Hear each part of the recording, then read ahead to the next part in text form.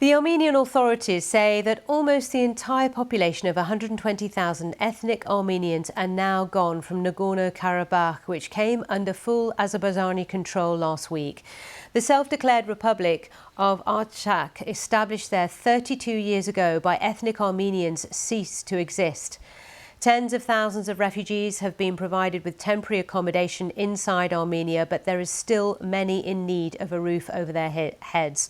Our correspondent Reyhan Dimitri has visited one of the shelters in the Armenian town of Goris for displaced people. She sent this report. Playing under a peaceful sky at last. Just 2 weeks ago, these children were hiding in bomb shelters. 15-year-old Masis says everything still feels like a bad dream.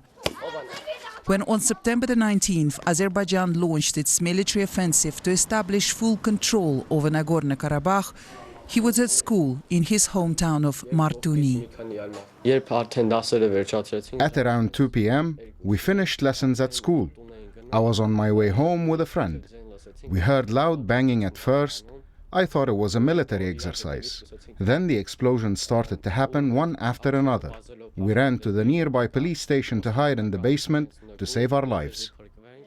Masis is sheltering in this center in the outskirts of Goris with his parents, siblings and his aunt, Lucine.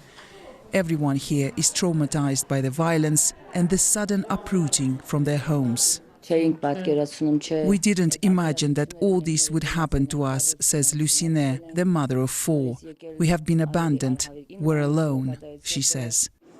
The Armenian authorities have provided temporary accommodation to 35,000 refugees out of the 100,000 that were forced to flee Nagorno-Karabakh.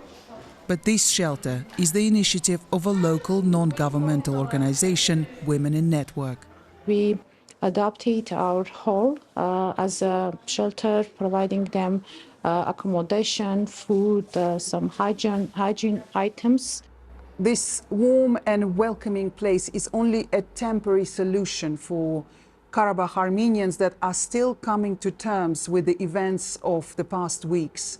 Their lives have been turned upside down, and what these people need the most is a place they can call home. Inga is waiting for transportation. She decided to move her family to Hrazdan in central Armenia. Now that their unrecognized Republic of Artsakh ceased to exist, she's asking what was all the sacrifice for. Let God give us peace to our land. I do not want anything else. I just want peace. Gohar is drawing the road from Karabakh. It's empty, she says, because everyone has left. Reyhan Dimitri, BBC News, Goris, Armenia. Well, let's go live to Goris now and speak to Reyhan this morning. Reyhan, you're just outlining there some of the challenges people are facing. What more can you tell us this morning? Well, this morning I can tell you that we've seen some images coming from the regional capital in Nagorno-Karabakh, Stepanakert or Hankendi.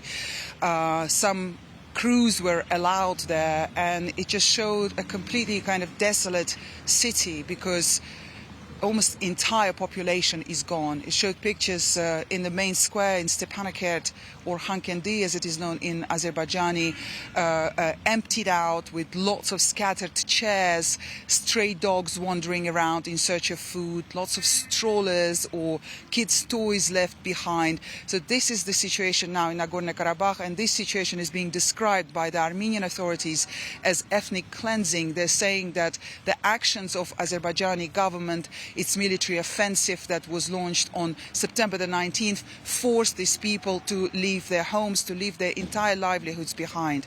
Now, Azerbaijan strongly rejects this allegation, and it says no one was forcing these people to go.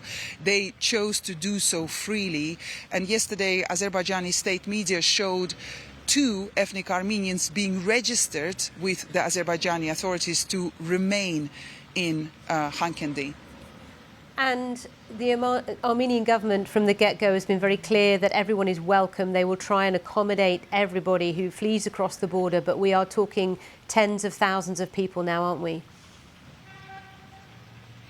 That's right. And, given the situation and based on that report which you've just seen, we've met people, there's still so much uncertainty for a lot of people. Some of them are saying, look, we haven't been offered anything, or we're being offered to go and live in border areas, in villages like close to Azerbaijan once again, and they're saying this is the last thing we want to do.